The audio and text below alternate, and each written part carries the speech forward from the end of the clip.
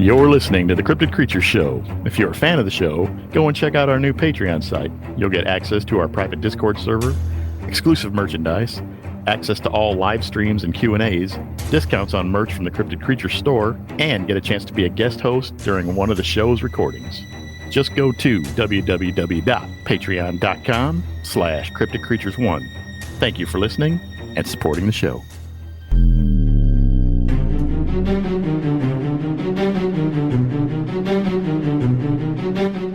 And we watched them for a good, 5 or 10 minutes.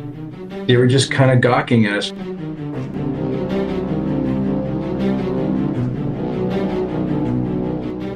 So yeah, we were watching them. We didn't hear any noise. Later on that night, there was a bluff charge.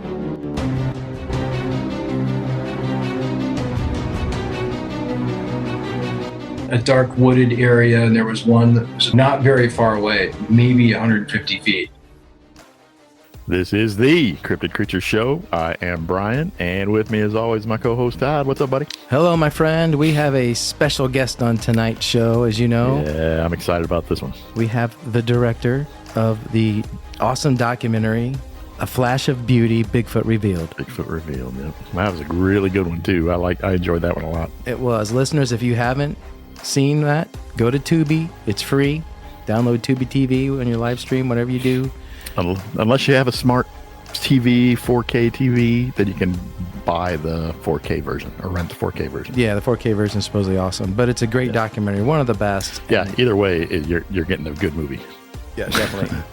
So I'm excited to get Brett on and talk about that movie and yet the sequel that's coming out. Excited Sequel's about coming that, out. We man. did talk a little bit about that. He didn't want to give too much away, but We got a little bit out of him, right? I'm not going to give anything We away might get either, a little but bit yeah, out of him. we got a little bit out of him. All right, well, let's bring him on. I'm excited. Can't wait. Yeah, me too. Yep, let's get him. All right, cool. There It is.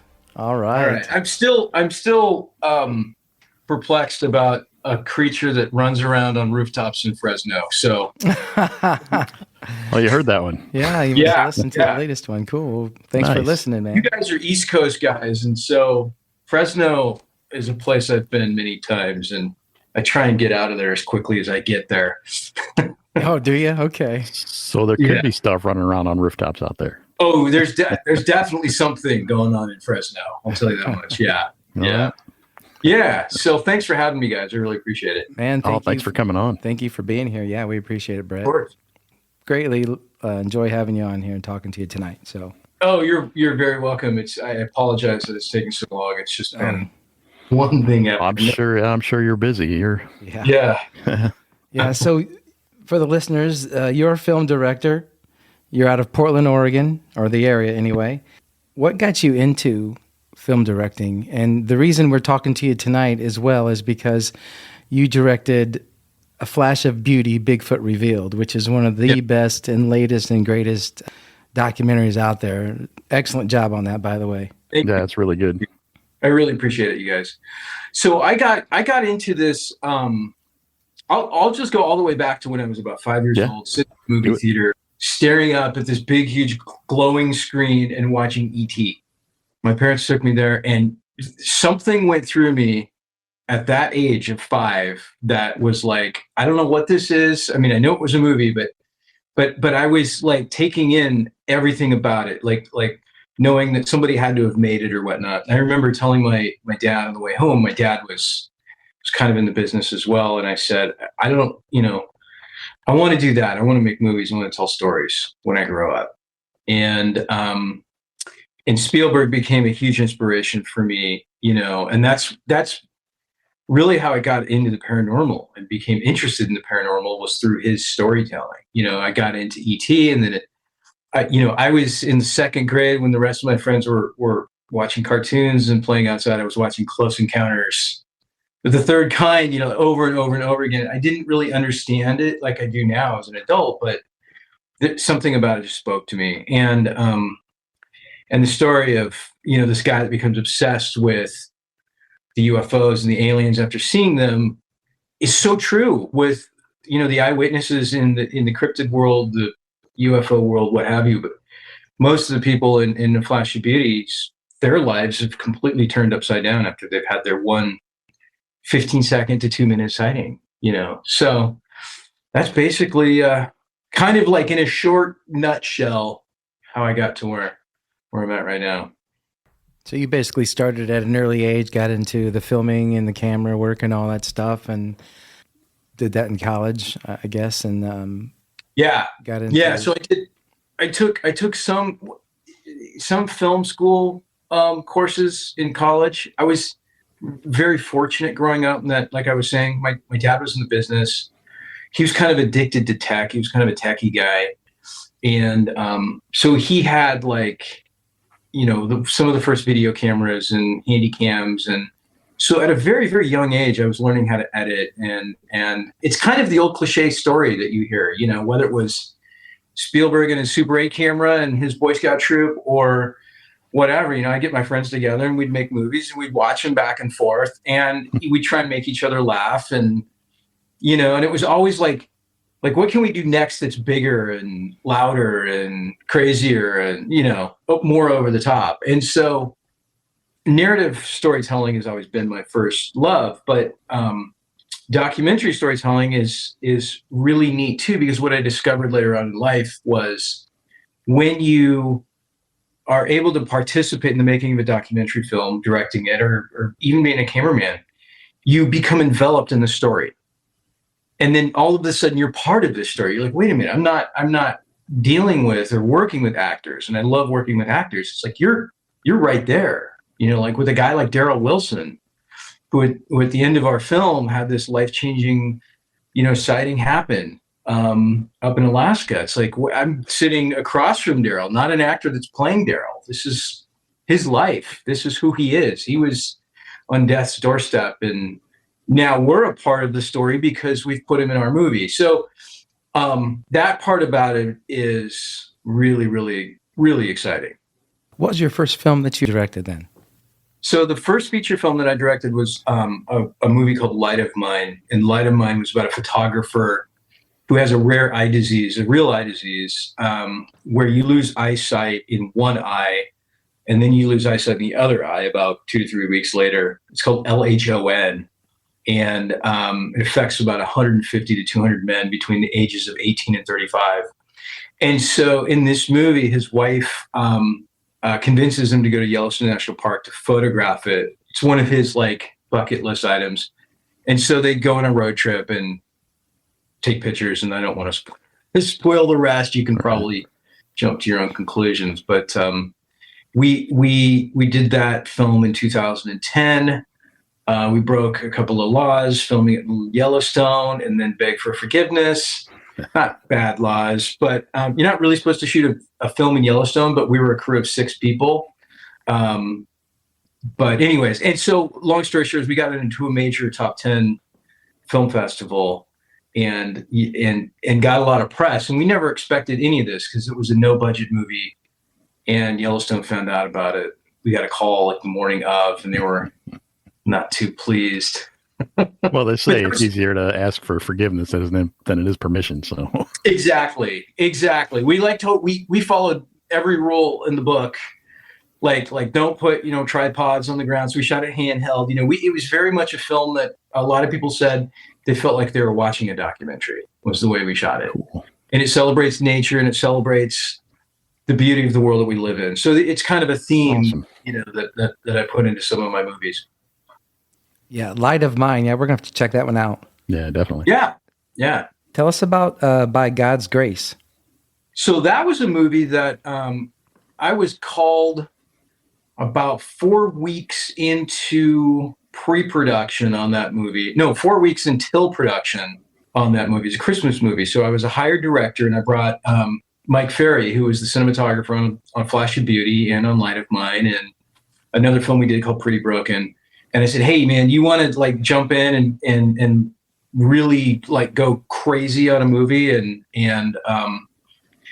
it was a challenge that I think most people would have turned down, but we wanted to get into it because it had already been cast. A lot of the decisions had been made, with the exception of a few cast members.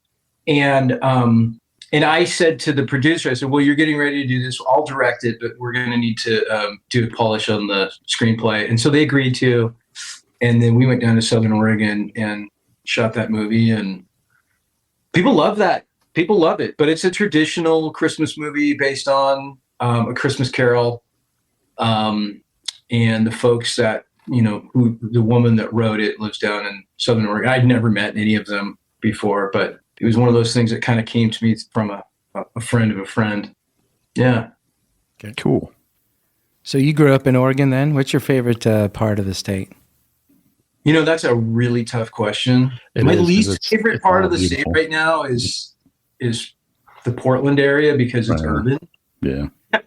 And we're going through some changes right now in this city, Yeah, we know. But I would say any mountain range, any mountain peak in the Cascade Mountains from Northern California to, BC. But that's my home. The Pacific Northwest is my home. But Oregon, I love to death. The coast. Doesn't matter where it is. I love it. It's a great place to live. Yeah. It is definitely a beautiful state. That whole area is just amazing. Brian and I were able to come out there for work. We worked at the same place together before, and we go out there for work in Pendleton, Oregon. I'm sure you know where that's at. Yeah. Oh, yeah. But we fly into Portland all the time and, hang around everywhere. Make that long drive across over to Portland, over to the east side. And it's fun. It's fun. And, we have the Columbia Gorge, there's no other place like it on Earth. It's just favorite part of the drive. Yeah, exactly. It's just, I love driving around this state because it's so beautiful. And the people here are really cool for the most part. It's a very mixed state. Once you get out into the rural areas, it's more traditional Americana. In the urban areas and stuff, we're very, progressive, I guess you could say, in our thought, and trailblazers and pioneers and stuff like that. And that attitude from back in the days of the Oregon Trail is pervasive, and which is good, I think. I'm growing up in Oregon, it makes me really care about nature and the world that we live in, and keeping it beautiful, So I think it's, I've lived other places, East Coast and Los Angeles and whatnot. And I keep ending up back here. Oh yeah. Well, being a movie guy, a director, I imagine you've been everywhere. So yeah. Yep. I've been to all 50 states twice, at least. Wow. So I've seen a lot, and Oregon's definitely at the top of the list. Oh yeah. Other places come close. What's your favorite place to go besides Oregon for filming? Lately, Todd, I've been really kind of excited about Alaska and what Alaska has to offer. And I've been traveling there quite a bit lately, not just because of Bigfoot, but for other reasons. But we were up there doing some interviews for the sequel up near Fairbanks and Anchorage. And Alaska is just, it's incredible. It's absolutely incredible. It has so much to offer. It really is the last frontier. It's so wild up there. And California is also one of my favorite states because there's so much to see and do down there. Mm-hmm.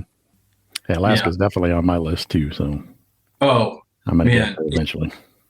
It's majestic, Brian. I tell this to everybody. I say everybody needs to go to Alaska at least once because it's just awesome. I don't know how else to describe it.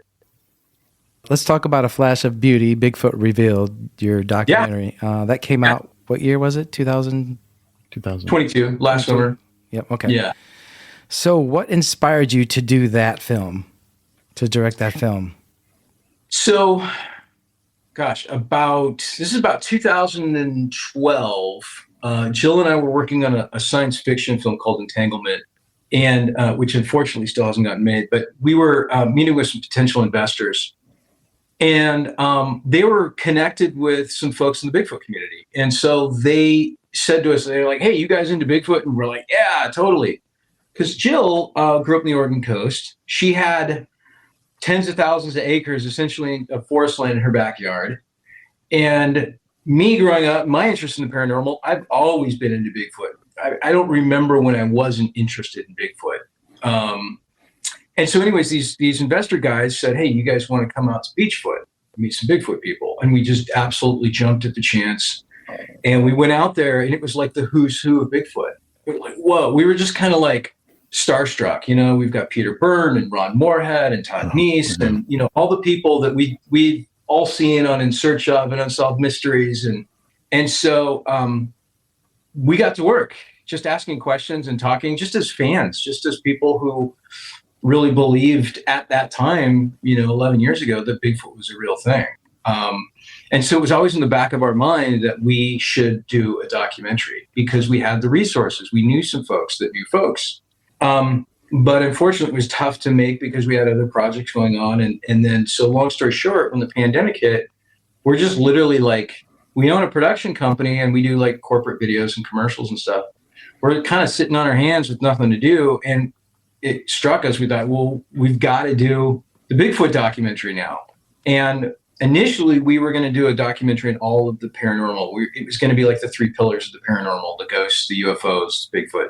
But we wanted to start off with Bigfoot. So we started doing interviews, and we immediately knew, we were like, this story is so much bigger than what we thought. Because I think, like everybody else, we thought Bigfoot was, at that time, we thought it was just a group of beings living in mostly Pacific Northwest. We didn't know of any paranormal connection or anything else. We didn't have any ideas. And we shot like 8 or 9 interviews on our first day, and it completely changed our mind. And then quickly into that process of making the film, we realized that we needed to do a sequel that covered all of just the paranormal stuff, because the traditional flesh and blood stuff wasn't just that was coming up in interviews. It was the other stuff. And so we're like, okay, we need 2 movies. Yeah, we can get into the sequel here in a minute. I've got a couple questions on the first one. Yeah. Is that the general consensus around, not really on the movie right now, but is that the general consensus around people who live in Oregon, or at least that area of Portland and Washington? Do they all believe Bigfoot is real? They just kind of think it off as like not a big deal? It all comes back to knowing how, expansive the wilderness is just in Oregon, and knowing that not every man, woman, or child had ever been there and seen that. I think around the Pacific Northwest, it might be like a 70-30 split of 70% of people think that there's a possibility or think that they might exist. But I will say this much. We're constantly meeting people that have had a sighting, that have never talked about it, or they have a relative that had a sighting that would talk about it once or twice. And, if we've found out by just being transparent and open about what it is we're doing, like if I'm wearing a Bigfoot hat or something, then people will start talking. There's been many times when I've been wearing my Flash Beauty shirt or something, and I'll be like at a 7-Eleven buying some water or some snacks, and the person behind the counter says, "Oh yeah, Bigfoot, I saw him once." I mean, it's happened to me a bunch. Mike and I were up in the Oregon Coast Range, and we stopped at a little shop out in the middle of the woods, and the guy's like, "Ooh, what are you guys doing out here today?" "Oh, we're doing a Bigfoot documentary." "Oh yeah, no kidding. I saw one pushing down trees, about 15 years ago." So I think it's kind of a hidden community to a certain extent of folks that, a good friend of mine's, her father saw one, and he won't talk about it, period, but he knows what he saw. He's a really smart guy. He just doesn't want to talk about it. It shook him up. I think more people don't want to talk about it. More people don't come forward probably than the ones that do. Yeah, and it's too bad that there's that stigma that, why would somebody think that you're crazy because you saw something? You're an educated, intelligent person. You know what a bear looks like. And a lot of these sightings took place in broad daylight. It wasn't like it was in the middle of the night and something flashed through the headlights. My friend's father saw one ripping up a tree stump, like he was going in for something. And he's like picking up, physically throwing things. And he's like, bears, obviously, this is not a mistaken identity kind of a thing. This is a humanoid that is with opposable thumbs that is throwing pieces of bark. This is like right in the middle of the afternoon. Crazy. So yeah, it is. It's wild. Did you handpick the people that you interviewed on your documentary that had the sightings, or were they already kind of selected for you and you guys just did the interviews with them, or how'd that work? We did. So what's really been kind of fun about this documentary is, and the subsequent sequel, is the people that we've met organically. A lot of the people, some of which we knew. Todd Neese is one individual that we knew, and Diane. And we had gotten to know Ron Moorhead and Peter Byrne and stuff all prior to the filming. But Daryl Wilson, who I think has one of the best stories I've ever heard, was somebody that I met at Phenomicon in Vernal, Utah in 2021. And, I heard him talk, and he was local. He's lived down the street from the convention center. And, there was these kind of guest speakers, and he was in the side room, and I heard him talk, and I was just like, my jaw was on the floor. And this goes back to Steven Spielberg made movies about ordinary people that experienced extraordinary things. And Roy Neary was an electric lineman for, the state of Indiana, right? When the UFO occurrences happened. Well, that was the same kind of thing with Daryl. He worked for like the city, I think he did some telecommunications or something like that, but very ordinary guy, who went to go see his daughter and grandchildren in Alaska. And then this happened. And so you just know, I think that, this isn't like, none of this stuff was a happy accident. I think myself, Jill, Mike, we have a sniffer for a good story. And so we've heard lots of other accounts, but sometimes they're not as fleshed out. Chad and Austin in the film are two other people that, I was reading Chad's account on Facebook. And I called him up and I was like, would you guys at all be interested in being on camera and talking about this? And he said, yeah, you betcha. So we're just kind of like looking, and if things like, it's something you should feature when you can't stop thinking about it. So why don't you tell us about the sequel then? Can you give us any information on it? When's it coming out? Maybe what you got going on with it there? Does it follow the same format as the first? Yeah, it does. The sequel, it's so funny because literally 3 minutes before I logged on, you guys, I was looking at the first version of the poster, which is going to be very similar to the last poster, because we want people to be able to connect them very easily, because it is part of the same story. But the sequel really kind of dives into the paranormal aspect of Bigfoot that is oftentimes controversial. I don't know if a lot of your listeners know about the divide in the community, if you want to call it a divide in the community of, there's a flesh and blood and there's the woo, and a lot of famous Bigfooters are Cliff Barrickman is part of the more of the flesh and blood and science minded. And, there's some other folks like Ron Moorhead that's more of the woo. Mm-hmm. And what we're doing is we're saying, no, wait a minute. It's all science. There's a science behind an orb, right? What is that science? Where is it? How do we explain it? We can't, it's not the dark ages anymore. We can't just say that it's sorcery or that you're seeing things or, you had a bad lunch or something, these things all have a scientific explanation. And so we feel very strongly that we may have found a solid scientific connection to explain the quote unquote paranormal. So we're going to talk about some extraordinary stuff. I mean, absolutely extraordinary sightings, again, that kind of came to us organically. And we interview a man named Dr. Simeon Hine, who has written a book called Dark Matter Monsters, which I highly, highly suggest, especially before watching the sequel. And so we get into some really interesting cutting edge science. And we've got orb videos that you guys are not going to believe. Hair-raising kind of stuff. I love that kind of stuff. Yeah. Literally some of the stuff that has come to us and some of the stuff that we've seen, it's kept us up at night. I don't know that any of it scares us per se, but it really, really gets you thinking. And I am kind of looking for the wizard behind the curtain. You know what I mean? Mm-hmm.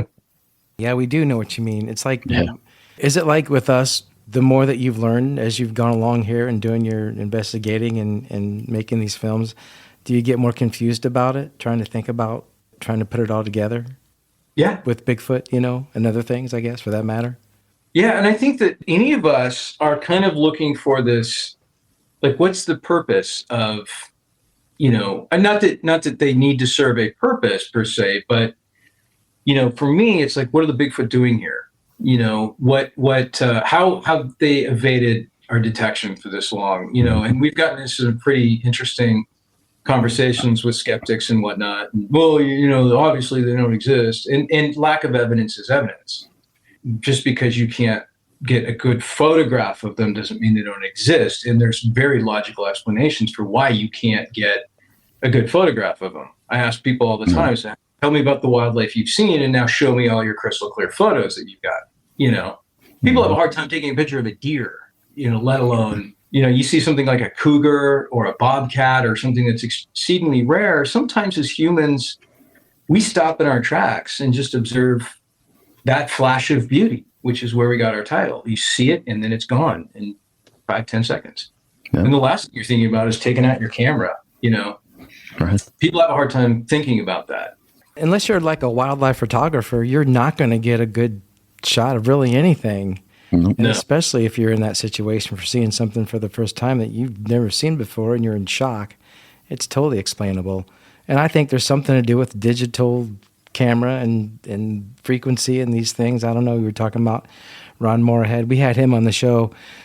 Great guy, really awesome guy. Oh, and Todd Neese has been on a couple of times. Those guys are really great. But yeah, Ron kind of believes on the woo side. I don't know what to think.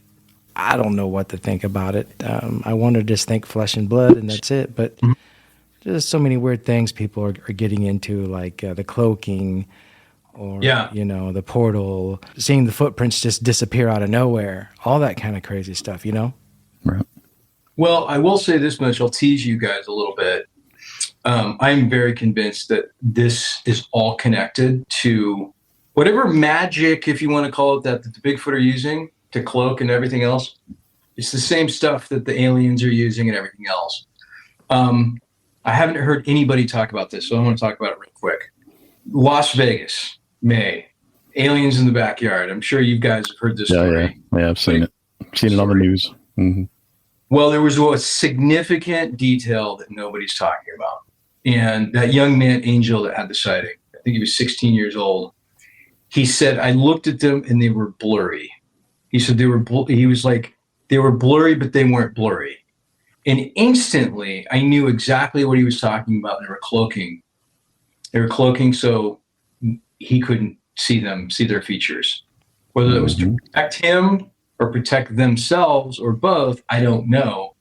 But we have countless observations from folks that say the exact same thing that Bigfoot does. We have we break down video that was shot by Barb Shoup, 10 years or so ago, 12 years ago. No, maybe it wasn't that long. It was 2014, 8 years ago. And we actually showed that to Eric Bard from the Secret of Skinwalker Ranch TV show.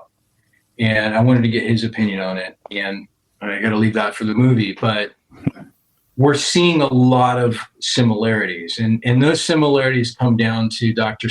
Simeon Hines' explanation of maybe they're manipulating molecules, vibrations, some of these things that science knows about, but they're able to somehow do it in a physical form. And that's something that we can't figure out. I think that comes from, I wouldn't say it's supernatural, really. I would say it's more like just they're more in touch with nature, with the earth, with their surroundings. And they've adapted to that with their hair or their fur or whatever it is. Yeah, absolutely. I mean, a polar bear, for instance, has hollow hair, and a polar bear has no color. A polar bear's skin is black, right, but they have these like fiber optic type hairs that reflect the snow and reflect the light back out. And nature is full of all kinds of really weird animals. I don't need to tell you guys that. I mean, like the vampire squid, it's got these LEDs looking things that run down it. I mean, could you imagine for a second if humans had the ability to have like glowing fingertips or something? I mean, it's like you equate this biologically to a human, all of a sudden it becomes paranormal, right? Like you saw a guy walking down the street with glowing eyeballs. Well, Bigfoot, I haven't seen a Bigfoot, but I have seen their eye shine. I've physically, Jill and Mike and I physically watched their eye shine, and I got a photograph. Cool. And I zoomed in on the photograph. It's in the movie, and I could see a retina glowing behind that eye shine. And we talk about the eye shine in the movie and how they do it. Mm-hmm. So tell us about that real quick if you can. Where were you guys at? Yeah. What were you doing? Yeah, I'm not going to disclose the location right now, but I'm just going to say it was in the Midwest. Fine. And we watched them for a good, 5 or 10 minutes, and they were probably 100 yards away. And it was just like, they were just kind of gawking at us. And what you saw was, it almost looked like LED lights, but they're not as bright. This is a light that's I want to call it organic. It's a very different type of light. And both Mike and I, being in the film business, it's like we're kind of like lighting experts. And so we're very familiar with, tungsten and daylight and color temperatures and different filaments and how different light can, react and whatnot. And, a type of light when you see it, whether it's LED or or halogen or what have you. And so looking at these lights, we couldn't describe them. We couldn't say, oh yeah, well, that's obviously being hoaxed because that's a so-and-so or whatever. It's as bright as it is, but you can still look at it with the naked eye. It's very strange. And everybody says the same thing, with orbs and other things. It's bright, but it's weird. So yeah, we were watching them. We didn't hear any noise. Later on that night, there was a bluff charge that was in a dark wooded area. And there was one that was about not very far away, maybe 150 feet. And there was some rustle in the brush, and we heard a stomp, stomp, stomp, stomp, stomp, and it ran off. Wow. And it's that distinctive, it's not a gallop like an animal or like a deer or whatever. It was definitely like a stomping. Bipedal. Yeah, bipedal. And I got to stress too that when we experience these things for the first time, you don't automatically go, whoa, there's a Bigfoot with these shiny eyes, or that was a Bigfoot that just took off. You try and debunk it in your mind, and you're kind of going, well, no, that couldn't have been that. It couldn't have been that. It couldn't have been that. And you get to this point where you're like, wait a minute.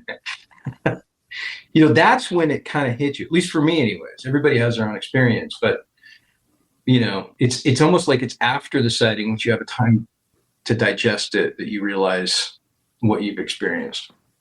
Yeah. Do you think maybe, I don't know, this just popped into my head as you were talking about the squid with the bioluminescence. Do you think the eye shine could be kind of a bioluminescent kind of thing?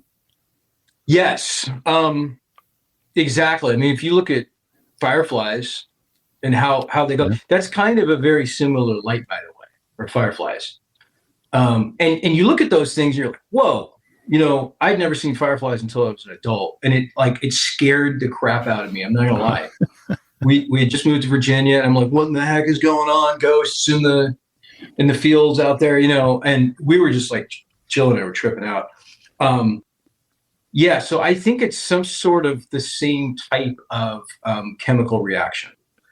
They're doing something and I don't know what the purpose of the eye shine would be other than potentially hunting. I've heard people talk about how they've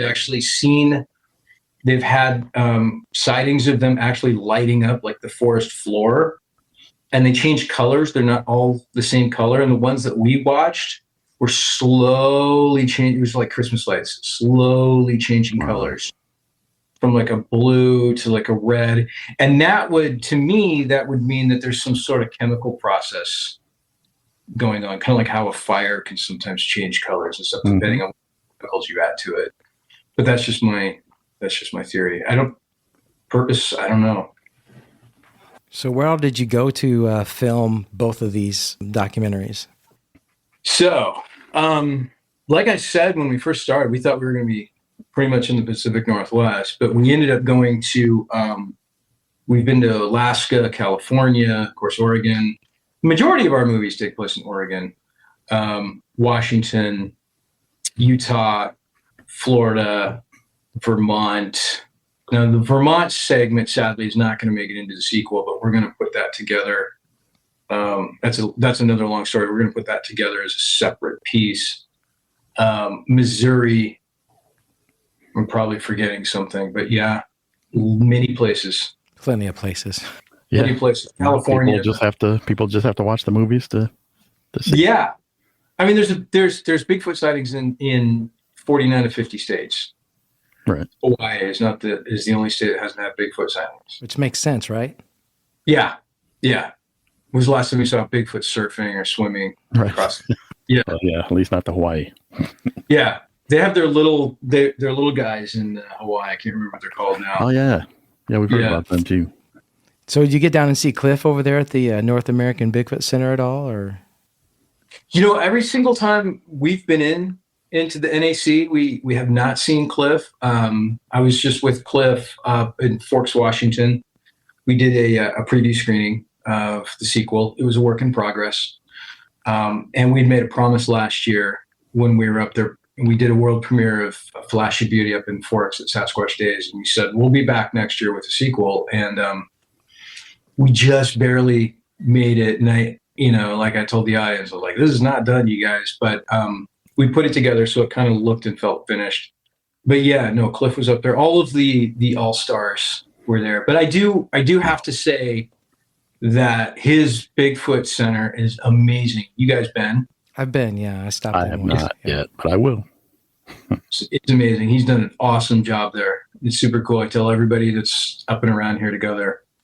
Brian and I are going to end up coming out to some kind of conference out there eventually, probably in Washington or Oregon at some point. That's the goal.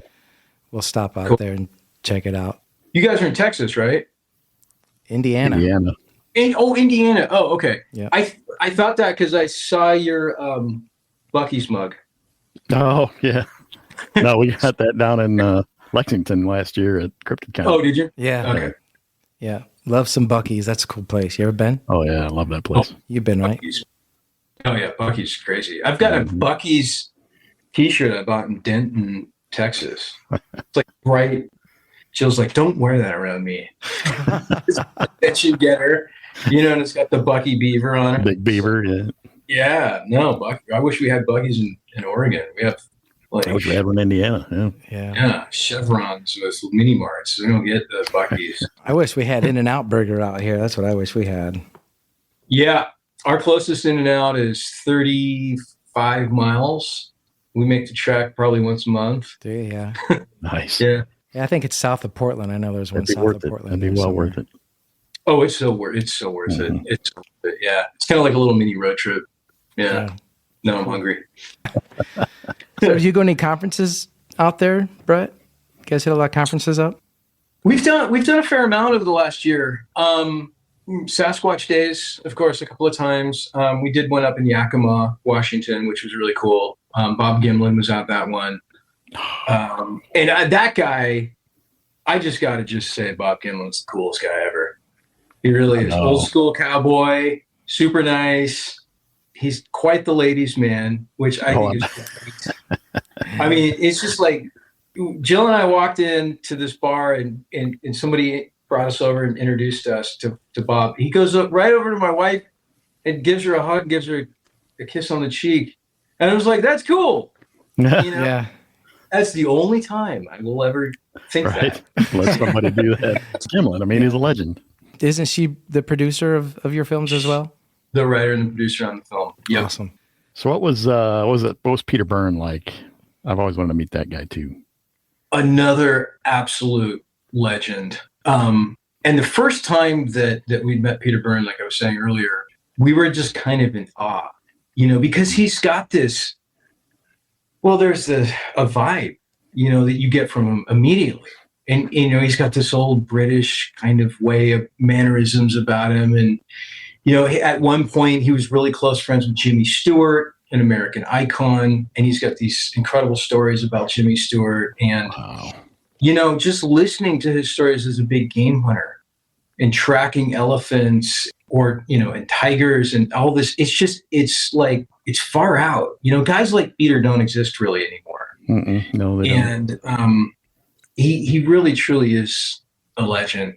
For the Flash of Beauty, we Mike and I, we drove down to the Oregon coast where he lives, and there's a bar there that I'm sure if it doesn't have it already, one day we'll have a plaque Peter Byrne sat here or something like that, because it's his favorite place. It's his watering hole, and he goes and he's part of the community, and he talks to folks, and he's just very friendly. Man, that's awesome. And we went and we did an interview, and then we had lunch, and Todd Neese came down and just talked for hours about his adventures. And it's just kind of like you're a kid in a candy store with that guy. You just want to ask him about, smuggling fingers across the border and Jimmy Stewart's wife's lingerie case. I mean, that is. Yeah, I remember hearing about that. That was, the Yeti finger or something, right? The Yeti finger. Does that really happen? That. Yeah, I've heard about that one. You think that's true? That really happened? Oh, yeah. It really happened. 100% true. Yeah. 100% true. Yeah. Peter's got that voice too, for telling stories, let alone, he could narrate anything, to talk to the guy. Oh yeah, for sure. Yeah. He's awesome. That's it. I'm moving to Oregon. That's it. You're more than welcome, Brian. Come on out. I'm ready. Yeah. If I could talk my wife into it, we'd be out there too. Hey, the Hoosier State's a great place too, man. You guys got basketball, Larry Bird, you got the whole thing. Yeah, I love that. Yeah, we got corn. Corn's good. Hey, we have Bigfoot too. Yeah, we do. Yep. We're not far from Michigan either, It's right there just north of us. We're just northern Indiana, so that. Okay. I love the Midwest. You guys have a lot of smoke right now from the fires and stuff? Yeah, we're getting it. Yeah. Not as bad as what you guys had a few years ago. Mm-hmm. Brian and I were out there a few years ago, actually. That was bad. Crazy, as you know. Here, it's about half the amount. Yeah, it's more like hazy here. You can kind of smell the burn, but it's not nowhere near as bad as what you guys had. Yeah. Were you guys here in September 2020? Yeah, that was it. Yeah, that was it. Mm-hmm. Yeah, it was the worst it's ever been. We flew in and we were getting ready to land. Didn't even see the runway until we were on it. Yeah, it's never ever been that bad. That was scary. That was really scary. And some friends of ours had to evacuate. Many friends of ours had to evacuate. It was apocalyptic. A lot of people were worried. And I got to say, Mike and Jill and I were out doing some B-roll photography of this area called Bigfoot Highway, which is a book that was written by Joe Beelart, who's featured in our film. It's an excellent book, but there's like one of the highest concentrations of Bigfoot sightings anywhere in the United States is right there in that corridor. And so we drove the entire corridor and we stopped at these streams, and it's just lush, and the majority of it is gone. It's now gone thanks to that fire. We documented it, and going back and I even used some of that footage in the sequel that we shot that day. And we shot it in 6K, and it's almost lifelike. And you look at it, it's like, it kills me. You know what I mean? All that destruction, it'll come back, but right.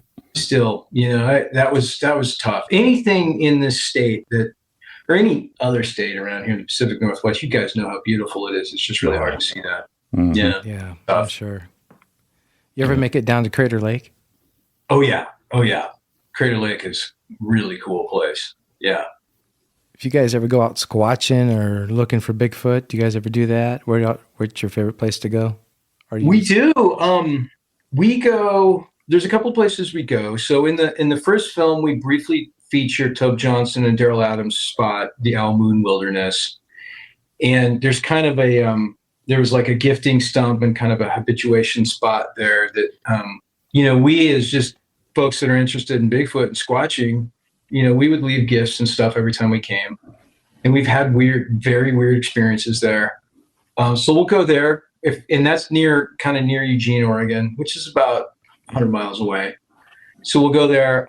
Even closer to us in the Oregon Coast Range, there's a guy, Larry Turner. Everybody remembers Larry Turner's story because a hand popped through his tent and was kind of manipulating his head. Mm-hmm.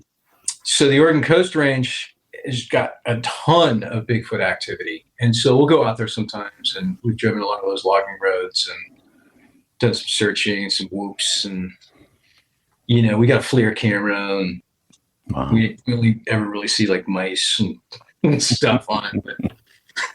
But that's cool. But you never know. I throw a drone in the air, yeah. Just take that one time, and I know it happens when you're packing up, though. You know what I mean? It's like you're getting ready to go home, and then you hear, then you have your experience, right? Oh yeah, of course. Yeah, they know. They just sit there and they mock us. I swear, they're like behind the tree or they're clubbed or whatever, and they're like, all right, now the cameras, Just put that stuff away. Go get them. They may. You never know. They may be that smart. They may know that you put equipment away. That could be something dangerous to them. They know what guns are, supposedly, from what we've heard. So you never know. Yeah, I think that throughout this entire process of doing both these films, that I found out that truth is truly, truly stranger than fiction. Because some of the stuff we've heard, some of it might not be true, but some of the other stuff that we've heard, I just, coming from these people that have nothing to gain, it's like, why would these people lie about it? These are good people. Exactly. And we've been saying that from the beginning. I mean, these people have nothing to gain. They're never going to get famous, Yeah. And it's going to hurt their reputation most likely, and talking about it. So, Exactly. You got a title yet for the sequel, or can you tell us? Or A Flash of Beauty Paranormal Bigfoot. Okay. Nice. All right. Something to look forward to. What about a release date? You have a release date tentatively? October right now. I'm working as hard as I can to get a somewhat finished version to the studio by July 3rd, because they need plenty of time to program it and stuff like that. And then I don't have to get the final to them until until August. But so we cannot wait to get it out there, because we think it's going to spike a lot of conversation. I'm excited. Oh yeah. Questions. Your first one was a great like I said, great documentary, one of the best I've seen out there. I was just watching it again before we started this. Yeah. Oh, cool. I'm going to watch it when I'm done with this. Yeah. So Nice. my wife doesn't know it yet, but guess what? We're watching, honey. Another Bigfoot documentary again. Sit down, buckle up. Do you have a favorite part of the film, just out of curiosity? There's a lot of cool parts in there. There are all kinds of good parts, but I like I like obviously the Peter Byrne parts when you're talking to him. Yeah. I like the end, the guy telling the story at the end. Did he have cancer? Yeah. Derek. The human guy you're talking about earlier. I like how you guys narrated that and did that whole thing out.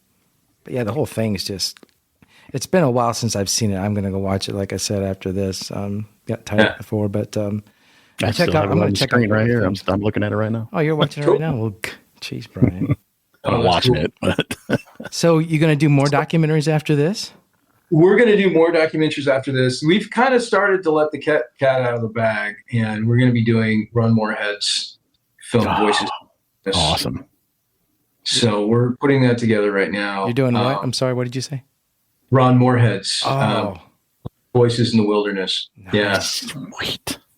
So we've started it. He's really excited about it. We've got some shoots coming up.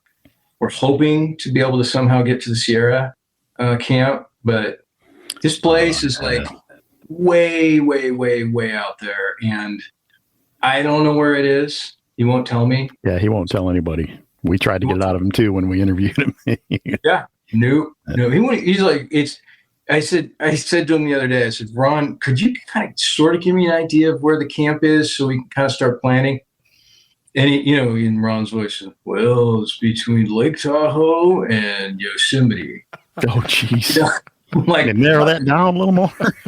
And then literally, like, on Google Earth, like flying over, the Sierra Nevada is looking for any sort of signs. I was like, yeah. Don't you have to go in on horseback to get there? Yeah. Mm-hmm. That's what he said. But the filmmaker in me is like, nah, we'll fly in on a helicopter and we'll do it that way, right? Mm-hmm. I've heard from so many. Yeah. Yeah, I know. That's the question. It's like, is there? I've heard there is actually. I've heard that you can land up there. Ooh. But Scott Nelson, who's in our film, the cryptolinguist, told us a story about him and Ron going up there, and the horse falling backwards down the ravine, and Ron's broken, a wrist or some ribs or something. I mean, it's hair raising. Yeah. So you're going to go there with Ron then for the filming? I don't know. I don't even know if we'll end up going up there, but I'd like to. Well, I hope so, because that would make for some good footage. Yeah. So knock on wood, something comes together. Mm-hmm. So what's your thoughts on other cryptids like Dogman or Jersey Devil and all that? You into that stuff? Totally, 100%. I always have been. Loch Ness, Ogopogo. We got Ness. Pogo up here in British Columbia. Oh, that's right. Yeah. We've got the Bat Squatch. You guys, are you familiar with that? Yes, we've heard of that one. Yep. Up near Mount St. Helens. I think we talked about that a couple of times. Yeah. Brian and I were in the Blue Mountains. Actually, Brian, you forgot about our little bat squatching expedition. Oh, that's right. Yeah, that's right. Okay. Supposedly someone had heard or seen something like that, a bat squatch up there. So up in the Blues there, we went. Yes, we did. I've got a new cryptid for you guys. Okay. Uh-oh. Let me write this down. Okay. I'm going to hold this up. This is I've turned this into a coaster. But this is, can you guys see that? Is that a cat? Yeah. So it looks like a cat, but what is it? I'll keep holding this up there. Yeah. The Klickitat ape cat, Bingen, Washington. Wow. Okay. Do we have a little bit of time for me to tell you? Oh, yeah. Absolutely. Go for it. Okay. So first of all, I want to give credit to James Shubsky. And long story short is I was doing a shoot out in Umatilla, Oregon, which is not far from Pendleton. Mm-hmm. And it was on my way back through the Columbia Gorge, and it was on the Washington side. The freeway's on the Oregon side. I was on the Washington side on the 2-lane highway. And ended up seeing this place over on the left-hand side of the road that had this big sign that says paranormal experiencers, stop here, or something like that. File your reports here. And I was like, whoa. And I literally slammed on the brakes, probably ticked off the guy behind me, and pulled into this thing and went in there. And James is the owner of this store. It's called Margie's Outdoor Store. And I literally kind of walked in. I was like, whoa, what is this place? Who are you? What's going on? I was like, this is incredible. And I kept seeing these Klickitat ape cat posters and stickers and stuff. And I was like, what's the deal with this cat? I'm a big cat lover. And so he goes, there's a thing out here. There's a cat that people keep seeing. It's huge. It's like 4.5 feet at the shoulder when it's sitting. That's what people have measured it as. Numerous people have been seeing it for years. And it has the face of an ape, but it's a cat. Yeah, they've seen it in the daytime. They've seen it along the river. Yeah. So this is all south of Mount Adams, which would make sense because Mount Adams is full of all kinds of craziness. So we might be doing, I don't know, we might be doing something with that ape cat someday. That's not that cool. That sounds really interesting. Yeah, super interesting. You keep making the films, and I'll keep watching them. That's my plan. Deal. Anton. You're my favorite director right now, Brett, so you know that. Thanks. I hope I don't screw that up with the sequel. I don't think you will. I think you guys like it. I think you like it. Tell us about your podcast real quick. I know you guys started a podcast just recently. Yeah. So we're doing the Flashy Beauty podcast, and we're basically going back through the guests, and we're getting more in-depth conversations with them and stories, and kind of talking about, some of the stuff we weren't able to include in the film because it's tough for us. It's tough for us, for me as an editor to decide what's more important than what's not, and basically I just need to be able to tell a story as clearly and concisely as I can. And so a lot of gems get left on the cutting room floor. So eventually at some point or another, we feel like we need to put out all of the interviews in their entirety. Director's cut. Awesome. Yep. Well, and this, Brian, is going to be like, some of these interviews are an hour and a half. There's no such thing as a short Bigfoot story. Wow. You guys know.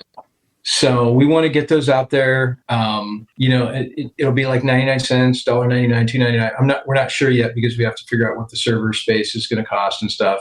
Mm-hmm. But this way people can go, they can watch the entire interview of Stan Avery and hear all of his stories, or Daryl's entire story. And if you want to, you can be kind of an armchair Bigfoot investigator. You can kind of be like writing things down and coming to your own conclusions based on hearing the entirety of these stories. And I think that if there's anybody out there that's skeptical about this stuff, once they see these stories and really listen to the whole thing, I think they're gonna have some different feelings. That's awesome. Yeah. I'm glad you're putting that out there because I know you guys you have to cut so many things out for the documentary. Yeah. You can't show it all. You want to, right? Because you're interviewing these guys for hours at a time. Yeah. You know? Then 12-hour documentary, and that's but you can only show maybe 5 or 10 minutes of their deal. So I get that. Well, good. Something else to look forward to. Yeah. So that we're hoping to do that by the end of the year. You know, and I think and there's guys out there like Peter Byrne. I think it's just really important for people to hear. Yes. All of what Peter has to say. That's something that needs to live on. We want to keep that on the, out there publicly so people can check that out. Mm-hmm. Man, it was really great having you on the show. We appreciate it so much, Brett. Yeah, thank you. Thank you. Yeah. Thank you. You're welcome, Brian. Yeah, I enjoyed being here. And when the sequel comes out, I'd love to come back if that's okay. If you guys Absolutely. You got it, buddy. Bring some friends, maybe too. Anytime you do something new, you name the time and place. We'll make it happen for you. Yeah, we will. Okay. All right. Yeah, I can't wait till October to look forward to that, hopefully, and check it out. We'll stay in touch with you, and I'm excited. definitely plan to get you back on when that happens. Absolutely. Cool. And then we're hoping to have, we won't have a trailer out, I don't think, until September, but I'm hoping to maybe get a teaser out. That's not 100% my decision, because we do have distributors. But I'm hoping to get something out there. It'll start coming out here soon. Okay. Awesome. Yeah, we'll look for it. For the listeners, that's Brett Eichenberger, film director of A Flash of Beauty, Bigfoot Revealed, and the upcoming sequel podcast, Flash of Beauty. You guys are probably on Spotify and all those places, right, Brett? Yep, we're all over the place. So, again, man, great having you on. We thank you so much. Yeah, it was. We appreciate it. Thanks. Oh, and the movie is available on Tubi. You can watch it free, ad-supported, or you can rent it on Amazon. Or my favorite is you can rent it in 4K on Amazon. Oh, okay. Really? 4K Cool. Bigfoot document. Will that be the same options for the sequel as well, I'm guessing? Yes. Okay. Yes. Awesome. All right. You watch it in 4K because that's the geek in me. Sorry. Well, man, yeah, in 4K, I imagine that cinematography is just incredible because the scenery in that movie is beautiful. Yeah. Thank you. Yeah. Thank you. You stand out above so many, and the way you do your shows, and it's really awesome. So again, thank you for being here, dude. Keep up the great work, and thank you again. You guys do the same. All right. See you. Take care. Yeah. Appreciate it. All right. Bye-bye. It was great having Brett on tonight, man. I really enjoyed that. That was awesome. He's a great guy and great talking to him. Yeah. And I'm really excited about that sequel now. I am too. Hopefully he can give us a little preview of it. That'd be awesome. Something. Throw something out there too. Give us a little taste. Right. Yeah. We can put something. Hey, we can put it out on the group page and Facebook and put it on the Patreon. Social media and our Patreon. Yeah, definitely Patreon. So, listeners, thanks for being here and listening. As always, without you guys, we wouldn't be here. Well, we would, but no one would be listening. We probably wouldn't be talking to all you. No, we probably would. Just ourselves. We'd but anyway, be talking to each other. We appreciate it all and everything you guys for being here. Yes, we do, man. Thank you. Appreciate all the comments, you guys on social media. Just keep throwing us out there. Let us know you're there and say hello. Say hello. Keep drop talking. Your name. Yeah. Go to us and go check out our Patreon site. Yep. Go check that out. Go check out our website. If you've had an encounter, share it on there on the sharing your encounter page. We'll read it. Maybe we'll get in touch with you. You can come on if you want. If not, come on the show and tell us about it. Great fun tonight, my friend. Great fun. Always, brother. Always. All right. I think we should probably get out of here. What do you say? Yep. See ya.